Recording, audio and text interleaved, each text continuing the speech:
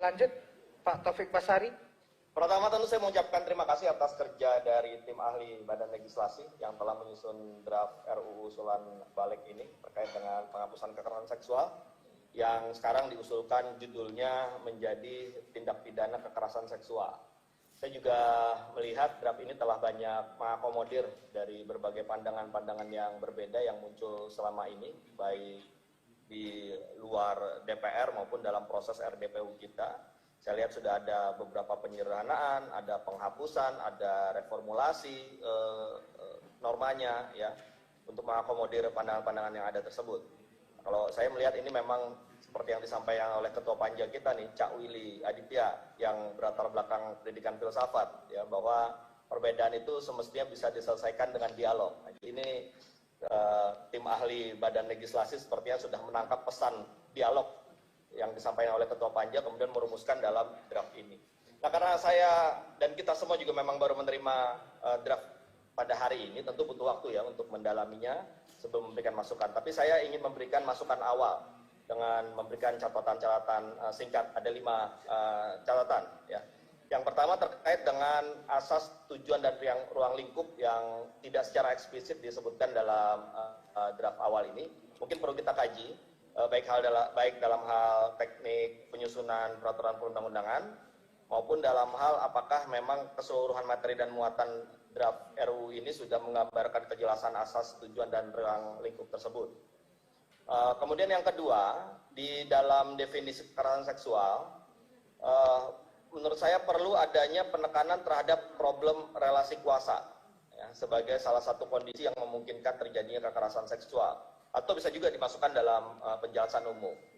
Menurut saya ini penting karena prinsip yang mau kita dorong adalah pelindungan bagi yang lemah terhadap para pelaku yang memiliki kuasa atas dirinya. Jadi penekanan soal relasi kuasa ini menurut saya perlu kita masukkan entah nanti di dalam definisi ataupun di dalam penjelasan umumnya. Yang ketiga, ada beberapa bentuk kekerasan seksual yang tidak dimuat dalam draft ini kalau kita bandingkan dengan draft yang dahulu ya, seperti pemaksaan perkawinan yang tadi sudah disampaikan oleh Mbak Lulu, kemudian pemaksaan aborsi, perbudakan seksual dan sebagainya. Kalau saya melihatnya mungkin ini bentuk jalan tengah ya dari akomodir tadi terkait dengan ada beberapa kalangan yang menyampaikan keberatan. Namun saya melihat tetap perlu dikaji apa jalan keluar untuk mencegah peristiwa-peristiwa seperti itu. Ya. Karena kan kita punya keinginan untuk memberikan jaminan perlindungan kepada pihak yang lemah. Kemudian ada juga yang menurut saya belum termuat di sini, yang mesti kita kaji lagi, soal kekerasan seksual berbasis online, yang sekarang menjadi tren juga nih. Perlu kita lihat apakah memang sudah tercakup dalam tindak pidana yang tersedia, baik di dalam draft ini ataupun dalam undang-undang lain, atau belum. Kalau sudah tercakup berarti sudah cukup, tapi kalau misalnya belum mungkin perlu kita pikirkan bagaimana pengaturannya. Karena kenyataannya memang banyak terjadi juga kekerasan seksual berbasis online. Yang keempat, saya berharap kita juga bisa melengkapi pencegahan dan peran serta masyarakat ya. Kemarin kita mendengarkan masukan dari Serikat Pekerja.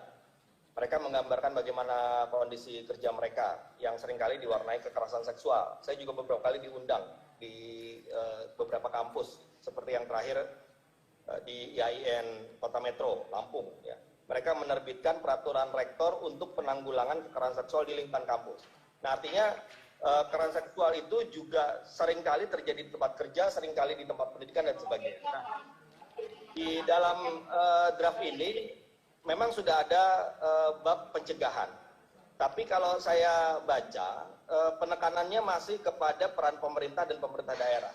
Nah, sementara menurut saya juga penting peran dari kalangan lain seperti pelaku usaha ya, terkait dengan tempat kerja, kemudian tempat pendidikan, dan lembaga-lembaga lainnya yang berpotensi terjadinya kekerasan seksual. Mereka perlu untuk menciptakan lingkungan interaksi sosial yang aman dari kekerasan seksual. Seperti yang tadi dilakukan oleh IAIN Metro, ya, menerbitkan peraturan dan sistem pencegahan kekerasan seksual. Ya. Oleh karena itu maka untuk soal pencegahan dan peran serta masyarakat menurut saya penting juga kita tekankan mengenai bagaimana lembaga-lembaga ini juga kita berikan kewajiban untuk menciptakan lingkungan sosial yang aman. Ya. Yang terakhir, yang kelima, Kalau kita baca di bab pencegahan yang memberikan kewajiban kepada pemerintah dan pemerintah daerah, menurut saya perlu ditambahkan perintah untuk menerbitkan peraturan pemerintah. Ya. Diberikan ruang lah kita pada pemerintah ya untuk menerbitkan peraturan pemerintah dalam hal tindak lanjut hal-hal teknis seperti kalau di sini kan seperti pembuatan fasilitas yang menjamin perlindungan terhadap kekerasan seksual, kemudian peran negara dalam memberikan pemulihan bagi korban, kemudian peran negara dalam hal pemulihan, serta termasuk juga bagaimana membangun budaya paradigma anti kekerasan seksual dengan tidak melakukan stigma seperti yang tadi disampaikan oleh Teh Desi. Nah, jadi beberapa hal teknis yang tidak mungkin kita atur di dalam undang-undang, menurut saya perlu kita juga berikan ruangnya melalui peraturan pemerintah.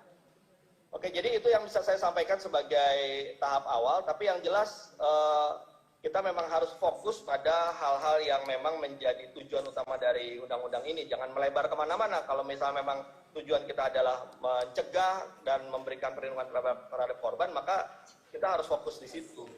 Jadi supaya luruslah cara berpikir kita. Demikian pimpinan, terima kasih. Wassalamualaikum warahmatullahi wabarakatuh.